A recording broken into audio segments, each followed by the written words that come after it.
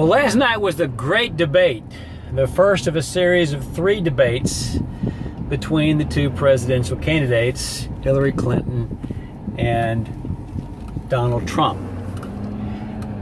You can say what you want to about the debate, but I'm not even going to go there. I'm going to talk about one few set of remarks that Donald Trump made last night regarding the Federal Reserve and Janet Yellen. He said that Janet Yellen was playing politics, said that she was maintaining the integrity of the banking system essentially for political reasons. He said that as soon as Barack Obama is out of office, and I'm going to presume Donald Trump being in office, then the bottom's going to fall out. He's saying that the entire Federal Reserve System is bankrupt. Well, that's what I've been telling you. The entire system is bankrupt. It is insolvent. And it's only staying in business by being able to print money, because this system has the franchise to print money. And if you had the franchise to print money and you had no other way of staying in business, you'd be tempted to just print all the money you can to stay in business as long as you can. Well, that's what's been going on here. But here's the deal. You see, the system is going to fail. And when it does, you'd expect that the bankers would finally have to pay the piper. You would think that finally the American people will have learned, and that the Congress will have learned.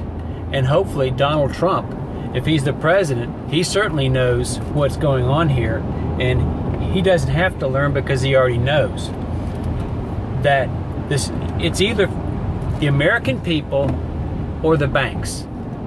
You can save one, but not both, because the banks are sucking the wealth out of the American economy. That's what they've been doing in order to stay alive ever since they actually died in 2008. That's when the party over moment happened.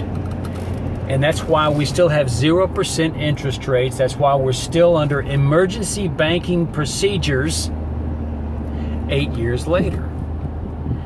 Don't lose track of the fact that we're under emergency conditions with our banking system right now, even though emergency has become the norm.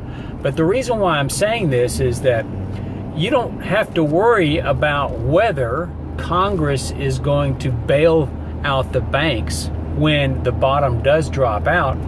The reason being, they've already done it. Little known fact, the banks have already been bailed out in advance. Let me tell you a little story. In 2013, there was a bill that came before the Congress.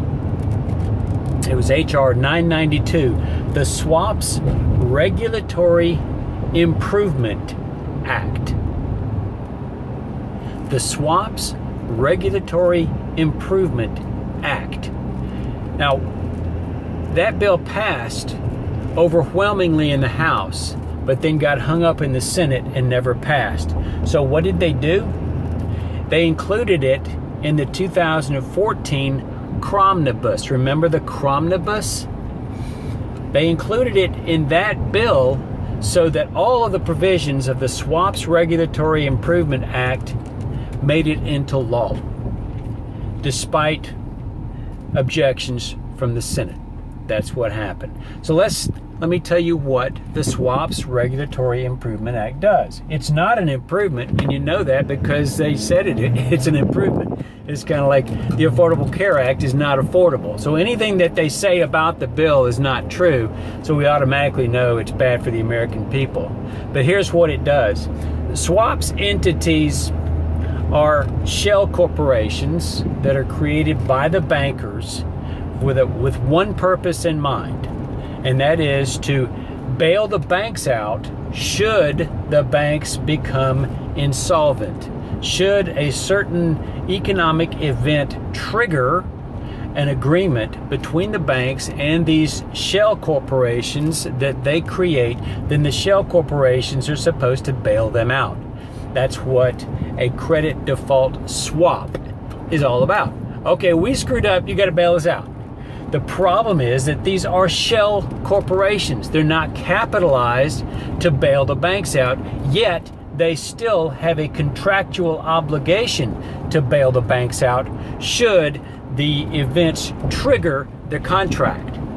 So what do these shell corporations do? They don't have the money to possibly bail out all the Wall Street banks under a catastrophic event. So what do? Well, that's where the Swaps Regulatory Improvement Act came in. The Swaps Regulatory Improvement Act that enacted as part of the Cromnibus bails out the swaps entities. What it did was to place these swaps entities, and these are both domestic and foreign corporations, under the auspices of covered institutions under the FDIC. If a bank fails, then the FDIC is supposed to be able to step in and cover your losses. Well, they covered these swaps entities under the FDIC, so the U.S. federal government, a la the American people, will have to bail them out to in turn bail out the banks. So it's a big game. It's nothing but a game.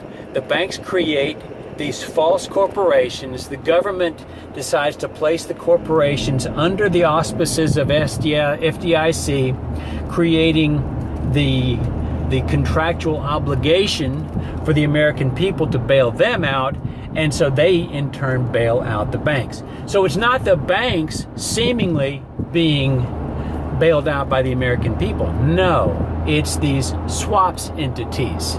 It's nothing but a game. It's always been a game, and there will be no end to the game until we get these bastards out of Washington, D.C., or get someone in there that has some integrity like a Donald Trump who will not allow this stuff to pass into law. That's what we've got to do. But don't worry about the banks. You got them covered. They're just going to inflate the currency to cover their losses, devaluing your currency. And then when that happens, it's nothing but a wealth transfer from the people to the banks. Status quo, nothing changes. It's always the same. That's what's going on. We'll talk to you soon.